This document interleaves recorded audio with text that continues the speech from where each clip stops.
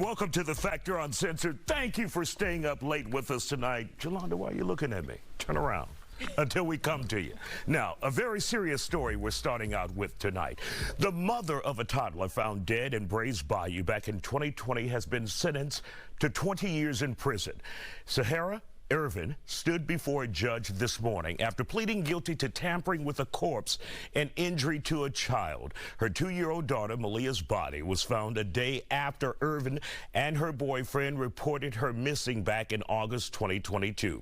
Now, yesterday, a judge sentenced her boyfriend, Travion Thompson, to 40 years in prison after he pled guilty to the same charges. He is not Maliyah's biological father. Irvin's attorney says she wishes she could take it all back and turn back the hands of time. Today, she let everyone know she wished she had sacrificed herself because that's what would have happened. She wishes that she had been the one to die. That's how remorseful Sahara is with regard to her daughter.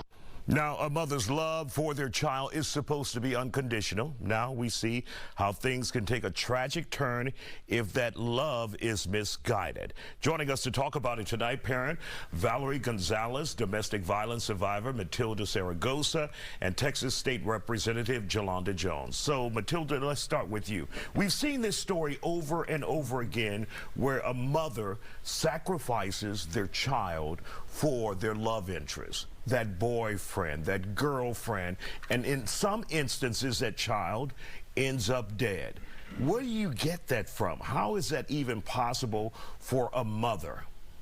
I believe that a lot of mothers at some point in time, they're a part of the cycle of abuse, and they have their mindset and conditioned on the fact that they want the relationship to work. At some point, being a survivor, there was a point in time that all I wanted to do was just to be happily married forever, right? And every time I would go back, I fell into the lies, and each time that I did, I would come up pregnant and have another baby. And this was part of what I was doing to kind of put a Band-Aid over the situation, and I knew that it was only getting worse because every time it was just more abuse on top of more abuse. And the time that I knew it was time for me to get out of that. How bad did it get for you during your relationships with the abuse, and you used having children as a Band-Aid to try and fix it? Well, it got bad. Well, I knew when he was telling me that if I was to leave, I was not going to live to see another day. And I knew that it was time for me to leave when my last beating came and I was holding my newborn child. And so I had to make the decision, do I protect my child, do I protect myself? And when I had to hold that baby and I saw what he did to me the next day because I couldn't defend myself, I knew I had to get out of there. I was unrecognizable. And Valerie, as a parent, seeing this case where she allowed the boyfriend to abuse her child to the point of death, and then she helped hide the body or bury the body, put the body in the bayou. Your thoughts on that as a parent? Oh my gosh, as a parent, that blows my mind. Yes, I am a domestic violence survivor, but I chose to allow, or I should say, let my daughter stay with my family while I succumbed to that abuse. So I had my daughter away from it, and then when it did get bad, I would send my daughter to the other room. So my daughter's seen some, but she didn't see too much. So this is a very, very hard, you know, this is a very tragic situation, and as a mother, but I also know that I wanted that relationship to work, and I believed everything he said. It wasn't going to happen again. It was going to get better. And that cycle just kept on. And when you reflect back on that and you remember yourself wanting to believe, and you know it wasn't the truth, you knew it wasn't going to get him better, what do you think that was where you allowed that to happen? And I don't want to say allowed, but you put yourself in that situation when you could have walked away. And going back to that, what do you think that was happening with you that allowed it to go that far? There was a lot of things going on with me at that time. I had a lot of unhealed trauma. I was enduring more trauma, and I had a lot of things that I needed to work on within myself in order for me to be the mother that I needed to be to my child. And when you see this mother, what we call this segment, sacrificial love, that's nothing new to you. but you tried to get your child out of harm's way. Right. Right. Okay, so this situation here, you know, I can't speak on the whole situation because I don't know what was going through her head and what she was going through, but putting myself in that situation, that's a lot. And she held on to that relationship and did what she did for whatever reasons, and it's a lot. All right. And Jolanda Jones, state representative, attorney, you're very accomplished in this community, but you have a backstory a lot of people don't know. You've shared it before, but not everyone knows it. And so how did you get here today, and why do we have you on this panel today? I'm really struggling listening to this because it seems like they're blaming the victim. I was stuck in a relationship for 6 years. My ex-husband had me convinced I was fat, I was stupid, I was ugly. I've been the same size for 40 years. And I loved the father of my child. He abused our child, and I would often get beat if I tried to stop him from abusing our child. He strangled me. I'm very, very, very lucky to be alive. And they tell you that they're gonna kill you. You know they're gonna kill you, right? When you're strangled, you literally can't call for help, you can't breathe, you can't scream, and you know that. And so I think people are not understanding, like, where do you go? I used to have money before I met him. I had money saved in the bank. He used all of my money. I literally had to go apply for welfare in 1994. I didn't have a way to support my child. I didn't have a place to live. I mean, couldn't afford food, so it's not as easy to leave as you think.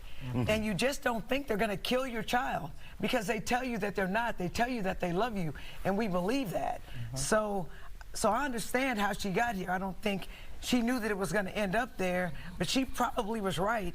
She was gonna have to die. And the fact that it wasn't his child, they actually use your children to control you. Pawns, yeah. Yes, and even when it comes to what they said about the corpse, if she knew he killed her daughter, you don't think he'd kill her? So do you really think she had the freedom to try to stop him or not go along with it? So she was a victim as well. All right. And when we come back, we're going to talk about how you got away from it, Representative Jones. And we'll continue this discussion here on The Factor Uncensored in just a moment. Back to The Factor Uncensored. We continue our conversation about mothers and sacrificial love. Our guests are back with us. Parent Valerie Gonzalez, domestic violence survivor Matilda Zaragoza, and Texas State Representative and attorney and former HISD school trustee Jolanda Jones. So, Jolanda, what did it take?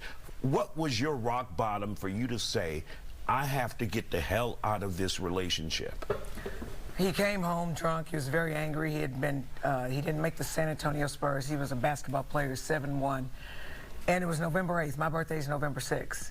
He came home. My sister was living with me. Her boyfriend was there. Our child was there. And he was just angry because he didn't do what he wanted. And he started beating me and hitting me in my face. And I was able to run out of the apartment.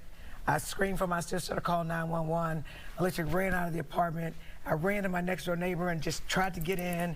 And I opened her door, and ran in and closed the door. By the grace of God, they didn't shoot me, they let me stay. And I hid. He left the apartment looking for me. He couldn't see me, I was hiding at the next door neighbors. Then he hopped in his car looking for me. Then I came back in the house and I locked the door and I never opened it again for him. And he fled the country. He was here from Colombia. And the police were looking for him, and he just fled the country. And for those who are looking for help, like this young lady we saw in this story, who ended up being convicted in her own child's death, complicit in her child's death.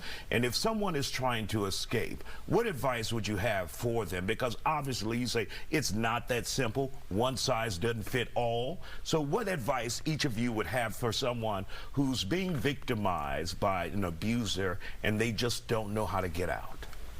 Have a safety plan.